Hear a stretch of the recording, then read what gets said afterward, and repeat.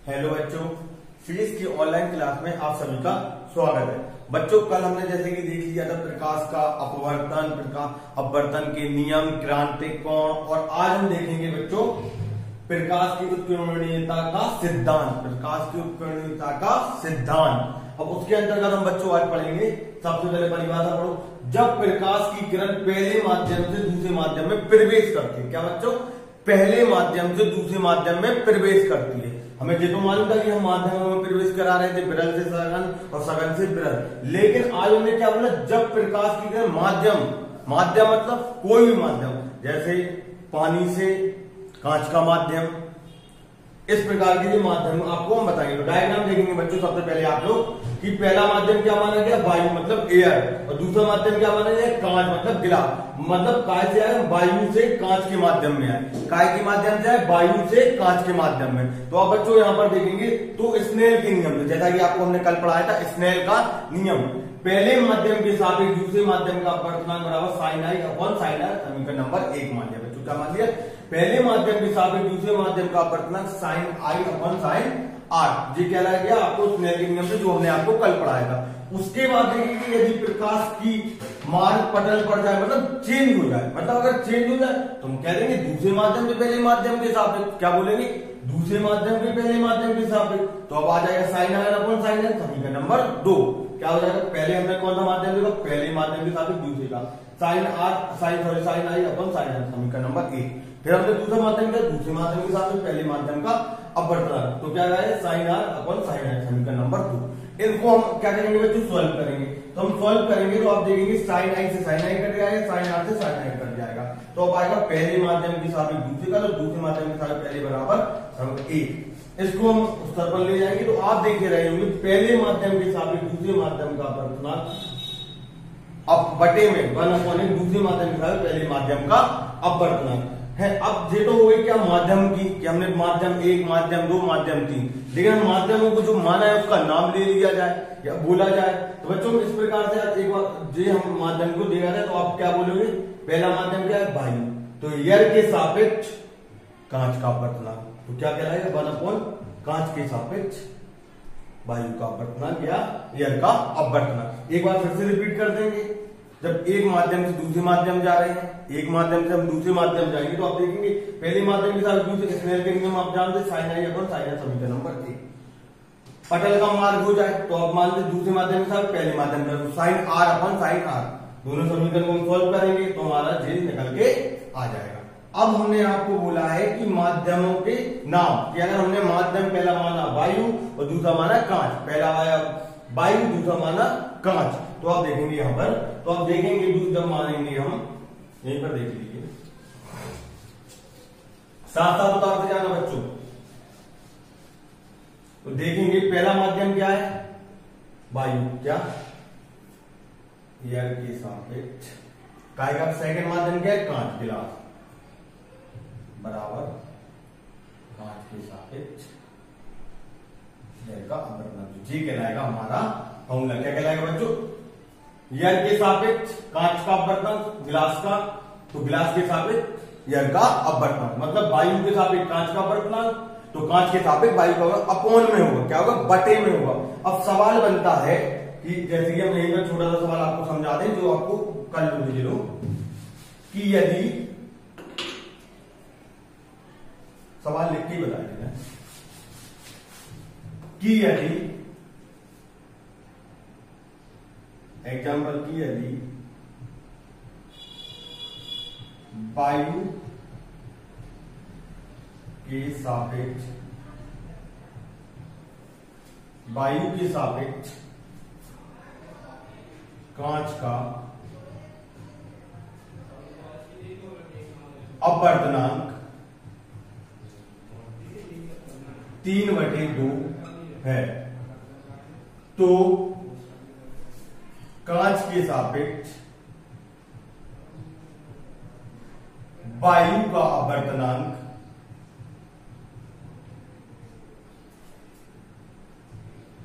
अपवर्तनांक क्या होगा?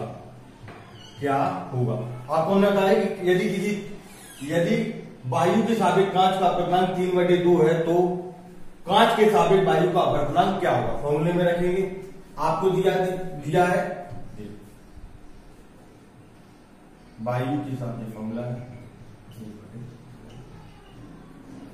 आप देखेंगे इसका मान हमने क्या दिया 3/2, तो आप देखेंगे यहां पर मान रखो 3/2 बराबर 1/, ये यहां जाएगा, ये यहां जाएगा। तो आप देखेंगे यहां पर देखेंगे स्तर बना जो स्तर बना जो आ जाएगा कांच के सापेक्ष वायु का अपवर्तनांक 2/3। तो उसमें सीधा है कि अगर जो दिया उसका व्युत्क्रम मतलब 3/2 दिया तो 2/3 हो जाएगा उसका कांच के सापेक्ष वायु का अपवर्तनांक। इसके बाद हम देखेंगे 3 माध्यम मतलब श्रेणी क्रम में देखेंगे, जिसको हम इसके बाद आगे बढ़ाएंगे। इतना उतार लीजिए, ये कहलाएगा माध्यम बन, ये कहलाएगा माध्यम बन।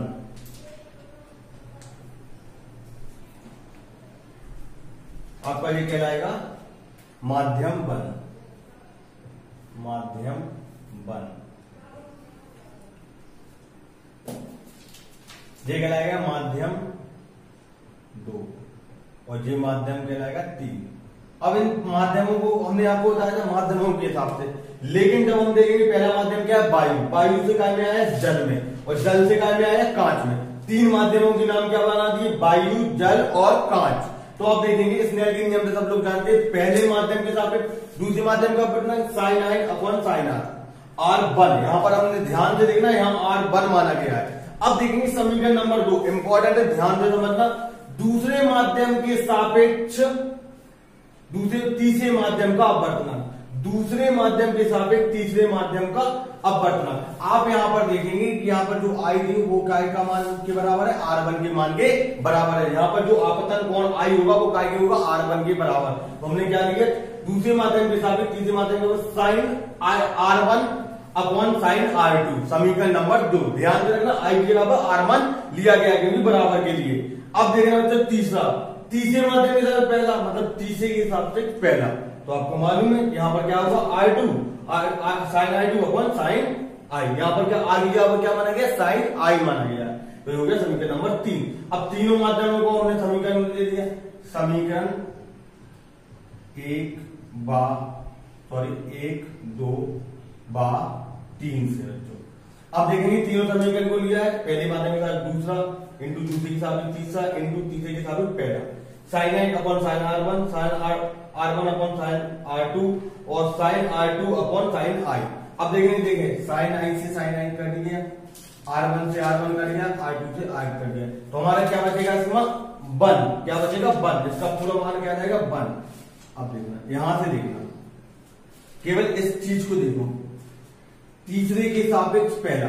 अभी हमने आपको पढ़ाया था अगर पहले के सापेक्ष दूसरा हो तो हम अपवर्तन में क्या लिख सकते, दूसरे के सापेक्ष पहला। क्या लिख सकते हैं बच्चों, दूसरे के सापेक्ष पहला। तो उसी प्रकार हम इसको क्या लिख सकते हैं, तीसरे के सापेक्ष पहला है तो क्या अपवर्तन में क्या लिख सकते हैं, पहले के सापेक्ष तीसरा। क्या लिख सकते हैं, पहले के सापेक्ष तीसरा।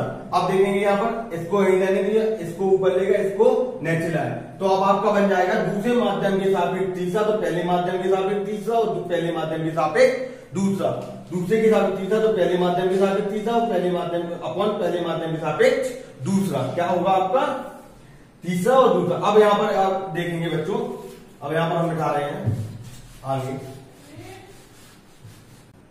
चलो आप लोग देखते हैं कि दूसरे माध्यम के सापेक्ष तीसरा तो पहले माध्यम के साथ तीसरा अपन पहले माध्यम के साथ दूसरा। अब यहाँ इन माध्यमों को देखेंगे, पहला माध्यम क्या दिया, पहला माध्यम,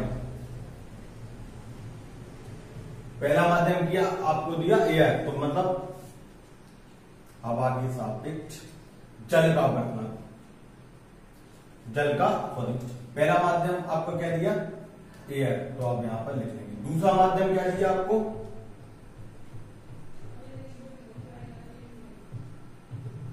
वाटर, और तीसरा माध्यम क्या दिया आपको,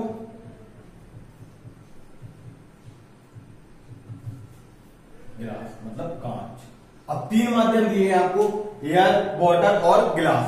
तो अब इन तीनों माध्यमों को देखते हैं, इसमें रखेंगे कि समीकरण में रखेंगे। अब दूसरा माध्यम क्या कहता है, तो वाटर के सापेक्ष गिलास का अपवर्तनांक, तो फॉर्मूला क्या बनेगा, पहला क्या है 1, तो एयर के सापेक्ष तीसरा क्या दिया, गिलास का अपवर्तनांक अपॉन और एयर के सापेक्ष वाटर का अपवर्तनांक। तो अब बन जाएगा ये फॉर्मूला कि वाटर के सापेक्ष गिलास का अपवर्तनांक बराबर गिलास के सापेक्ष एयर के सापेक्ष गिलास का अपवर्तनांक और एयर के सापेक्ष वाटर का अपवर्तनांक। इसके बाद हम देखेंगे इस पर एक दो सवाल देखते हैं बच्चों। अब देखते हैं बच्चों की पहला सवाल, प्रकाश की किरण में वायु के सापेक्ष कांच का अपवर्तनांक 3/2 तथा वायु के सापेक्ष जल का अपवर्तनांक 4/3 है। तो कांच के सापेक्ष जल कांच का जल के सापेक्ष अपवर्तनांक ज्ञात करें। तो कांच का जल के सापेक्ष अपवर्तनांक ज्ञात करें, मतलब वाटर का गिलास के सापेक्ष। आपको फॉर्मूला मालूम है बच्चों, मान रखें। सबसे पहले आपको क्या दिया, नंबर वायु के सापेक्ष कांच का अपवर्तनांक।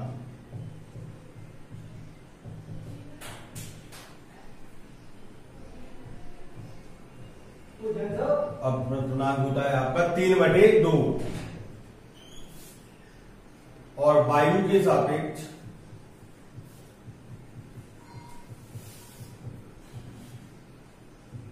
जल का अपवर्तनांक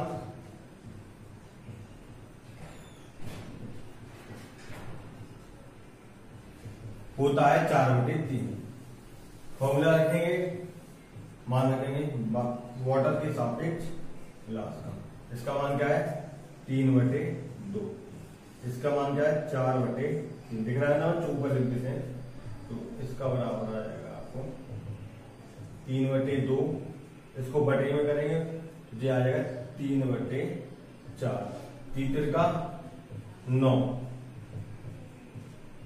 और 4 दूनी 8। तो ये आपका आंसर आ जाएगा, कितना आ जाएगा, वाटर के सापेक्ष गिलास का अपवर्तनांक आ जाएगा 9/8। इसके बाद देखेंगे हम। हाँ बच्चों, क्लास खत्म करने से पहले आपको एक इन्फॉर्मेशन देना चाहेंगे कि कल जब हम क्लास स्टार्ट करेंगे तो उसमें हम पढ़ाएंगे पूर्व आंतरिक परावर्तन, उससे संबंधित जीवन में उपयोग, अनुप्रयोग और अपवर्तनांक को क्रांतिक कोण में संबंध। क्या अपवर्तनांक को क्रांतिक कोण में संबंध और क्रांतिक कोण में संबंध, उससे रिलेटेड आपको क्वेश्चन आंसर भी कराए जाएंगे।